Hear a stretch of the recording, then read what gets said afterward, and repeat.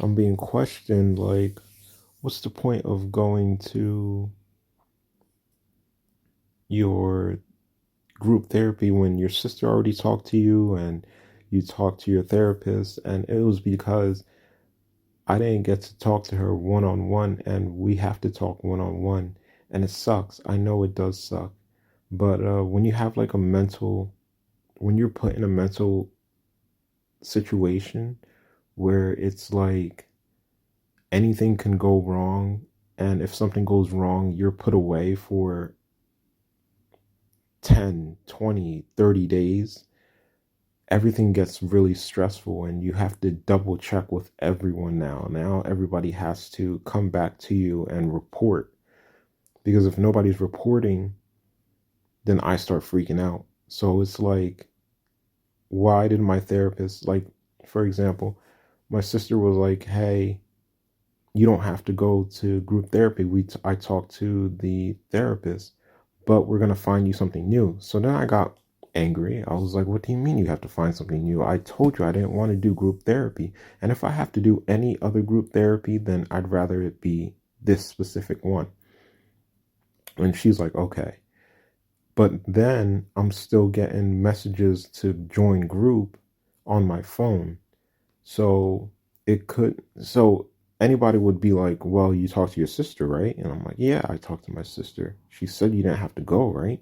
I would be like, yeah, then you don't have to go. But I didn't get that go ahead from my therapist. So I have to go back and get the go ahead from my therapist, because just one person isn't enough. Now that you've involved another person in my life, now that you're forcing me to go to therapy, right? So when you force me to go to therapy, that means that you have to talk in a group now. There's no individual talking. If something comes up and it has to do with that person, that means all three of us have to talk now. It's not just a two-way talk. And that's why I'm so against therapy. But the only reason why I would say therapy is okay, I wouldn't even say that it's okay. The only reason why I would say like therapy is tolerable is because it allows that person more freedom, even though it restricts them. It's a restriction, definitely. Um, I see it as, first off, let's get this out of the way. Therapy is something that you have to voluntarily do. If you do not want to do therapy, you do not have to. Now, there are some places that require you to do therapy to meet with a counselor. If you think that you need therapy, fine, those places are good. But there are a lot of other people that do not require you to meet with a therapist in order to get your medication. It's not a requirement. So even though for some people, for some practices, it says, okay, you have to see a therapist in order to get your medication. You can go somewhere else and you don't have to. Um, I've even gone to one that was online. It was like it was an app. So like, call it Doctor app. I went on Doctor app and I scheduled with the doctor, with the psychiatrist, and then I scheduled with the therapist. And I talked to the doctor. I was like, all right, this is what's going on. He's like, all right, cool, cool. And that's it. And then I started talking to the therapist, and she was like, okay, do you want to talk? And I was like, I guess. And I didn't say anything. Like, I just like stayed silent. She's like, do you have anything to say? I'm like, no. She's like, do you think you need therapy? I'm like, no. And she's like, you don't have to do therapy if you don't want to do it. And I was like, what? Because that was never a thing for me. Like, I went to this place called Positive Reset, and at Positive Reset, they required you to take therapy. I didn't know that it was required. I didn't, when people tell you in the mental world that something is required, you automatically believe that you have to do it. Like, you're forced to do it, even if you don't want to. You never look around. And that's what I want a lot of people to know. I want a lot of people to look around and know that you do not have to go to therapy to take your medication. It's not a requirement. And if you're told that it was a requirement, then go somewhere else. Absolutely. Because it's crazy how they leave us out in the dark. They leave us out in the dark. We're like deer in headlights. Like literally, when you get a mental illness, everything changes. Everything changes. It's not the same anymore. Before you can do whatever you want and nothing happened, but now every step that you take, somebody is watching you. Somebody is taking notes. Somebody is doing this, somebody is doing that. You have to see a doctor, you have to see a therapist, you probably, I hope you don't, but you have to go to court and you have to take your medication and you got to go to see the nurse. Your life absolutely changes. It does. But why make it harder for yourself? You know what I mean? Um, that's my take on it. You don't have to do therapy. That is my big take on it. I hope you take that away from this conversation. It's just like this is a real person talking to you. This isn't one of the people that are trying to protect you. And when they use that word to protect you, everything gets skewed. Like May even pointed it out. She was like, the way you talk to your sister, you change. And I'm like, I don't try to do it, but the way I interact with May hasn't changed. So for a mental person that throws up red flags. It's like, am I doing something wrong here? Like, what do you mean I change? Am I gonna go to the hospital because of it?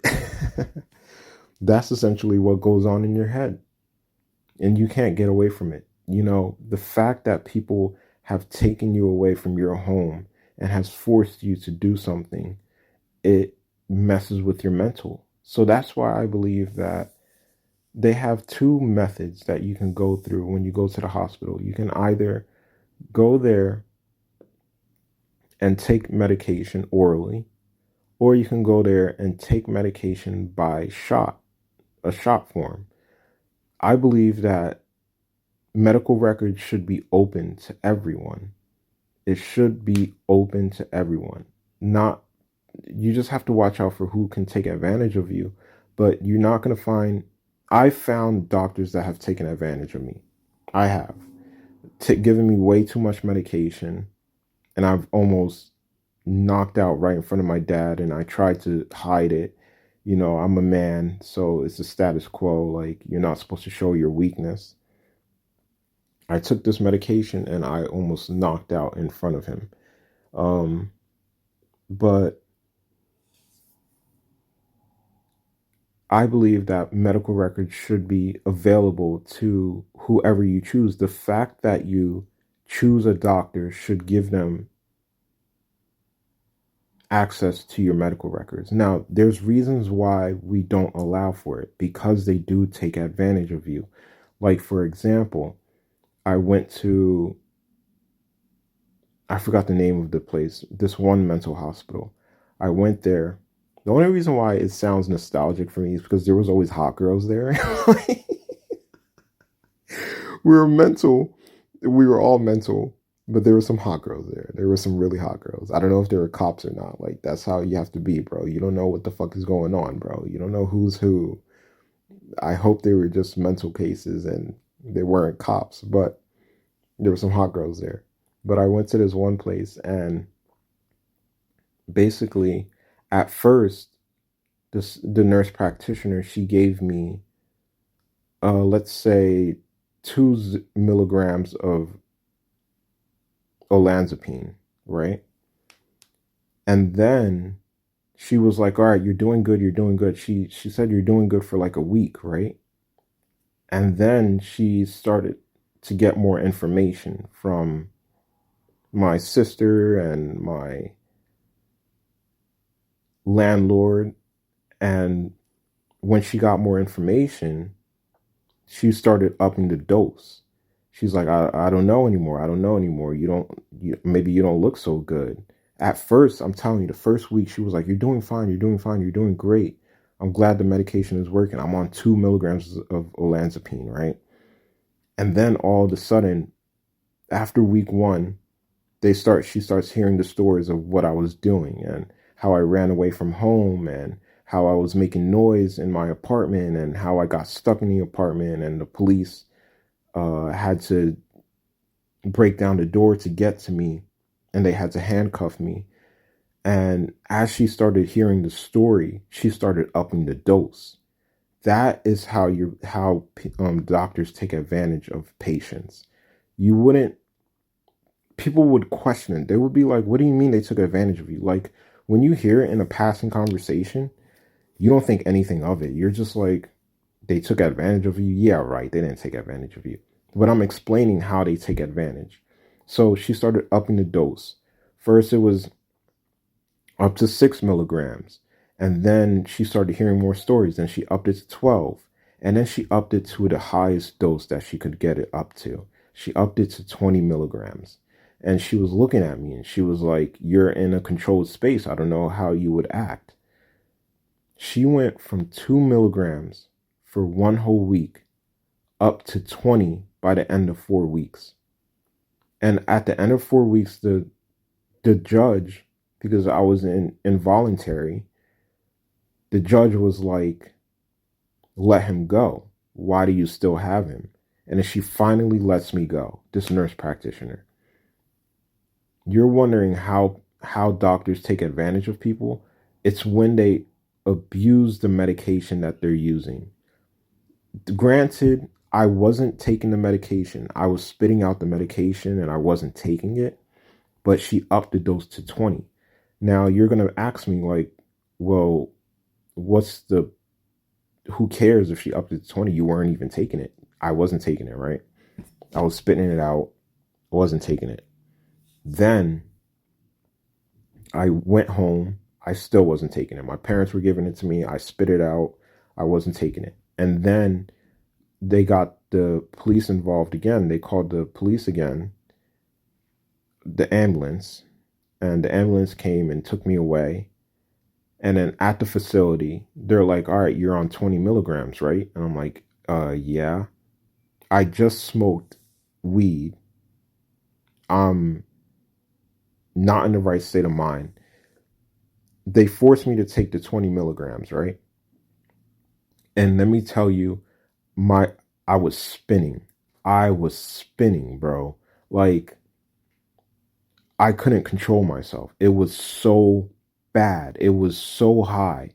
And I didn't take it for how long? And I took it for the first time in like a month after I left. I hope that makes sense. I'm not making a lot of sense. I hope that makes sense. But like